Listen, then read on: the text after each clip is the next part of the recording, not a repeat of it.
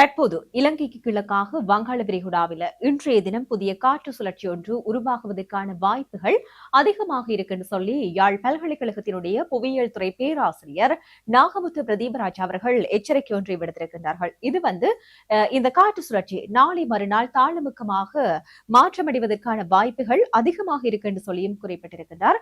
இதனால் கிழக்கு மாகாணங்களில் பல பகுதிகளிலும் கிடைத்து வரும் மழை இன்றும் நாளையும் நாளை மறுநாளும் மிக பரவலான ஒரு கனமழை முதல் மிக கனமழையாக அதிகரிக்கும் என்று சொல்லப்பட்டிருக்கிறது.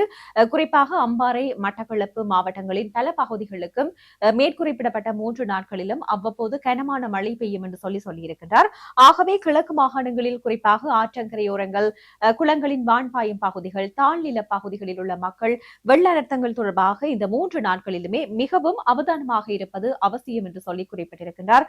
அதே மாதிரி வடக்கு மாகாணத்திலும் இன்று முதல் மழை பரவலாக பெய்வதோடு வடமாகாணத்தின் ஒரு சில பகுதிகளில் குறிப்பாக பெருநில பரப்பில தான் சில இடங்கள்ல கனமழை கிடைக்கும் என்று சொல்லியிருக்கின்றார். இன்று முதல் அடுத்த 3 நாட்களுக்கு மத்திய ஊவா, தென் சப்ரகமுவ மாகாணங்களிலும் பல பகுதிகளில் பரவலானது முதல் மிதமான கனமழை பெய்யும் என்று சொல்லி குறிப்பிடப்பட்டிருக்கிறது.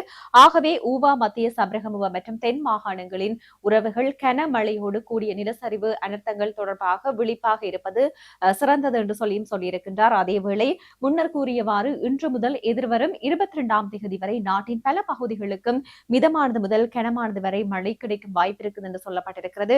இன்று முதல் இலங்கையின் கிழக்கு, வடக்கு, தென்கிழக்கு கடற்பகுதிக்குள் கொந்தளிப்பான கடல் பகுதிகளெல்லாம் கொந்தளிப்பான நிலையில காணப்படும் என்றதால மீனவர்கள் ஆழ்கடலுக்கு செல்வதை தவிர்க்குமாறு அறிவுறுத்தப்பட்டிருக்கிறது. இதனால் நெற்செய்கையில் நிச்சயமற்ற தன்மையும் உருவாகும் இந்த மழையால. ஆகவே துறை சார்ந்த விற்பனையாளர்கள் இது தொடர்பாக அவதானம் செலுத்தி மாற்று வழிமுறைகள் பற்றி சிந்தித்து செயற்படுமாறு அறிவுறுத்தப்பட்டிருக்கிறது.